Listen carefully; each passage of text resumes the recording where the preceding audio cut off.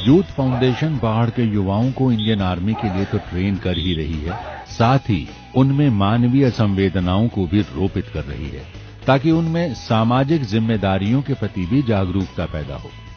इस सिलसिले में उत्तरकाशी में सरकारी अस्पताल में दूर दराज से आए मरीजों की सहायता और सहयोग का जो अभियान शुरू हुआ था, उसने देहरादून में भी अपनी उपस्थिति दर्ज कर ली है। इंडियन आर्मी की जो ट्रेनिंग है, ट्रेनिंग में एक मेजर हिस्सा होता है फिजिकल एक्टिविटीज जो है, उसके अलावा कैसे आप सोशल रिस्पॉन्सिबिलिटीज की तरफ अपने को जिम्मेवार बनाएं।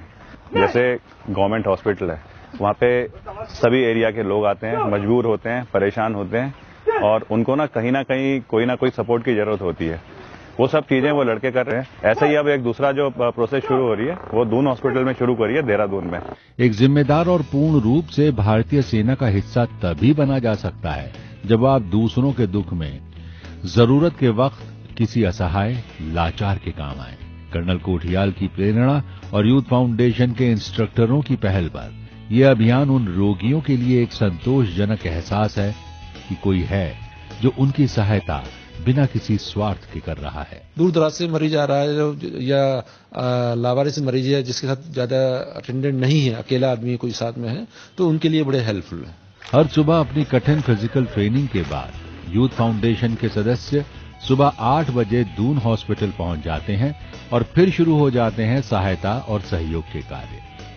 किसी को स्ट्रेचर पर ले जाना, किसी को दवाई दिलवाना, किसी की पर्ची कटवाना और किसी को डॉक्टर के पास तक ले जाना। आशीष और आशीर्वाद इन्हें भरपूर मिल रहे हैं। सबसे बड़ी बात यह है कि ये बच्चे जब भी आर्मी ज्वाइन करेंगे या कहीं भी और किसी भी फील्ड में जाएंगे, तो वहां पर ये इनकी एक्टिविटी, जो सोशल एक्टिविटी आज कर रहे हैं, इस एक्टिविटी का कहीं ना कहीं पब्लिकली कनेक्ट इनको मिलेगा और कहीं ना कहीं इनके फ्यूचर में बहुत काम आएगा। फौलादी जिस्म लेकिन हृदय में करुणा की गंगा लिए ऐसे जवानों की ये वीरता शायद ही किसी और देश की सेना में देखने को मिले। ऐसे विरले तो सिर्फ वो ही हैं जो कर्नल कोठियाल और यूथ फाउंडेशन से प्रेरणा पाते हैं।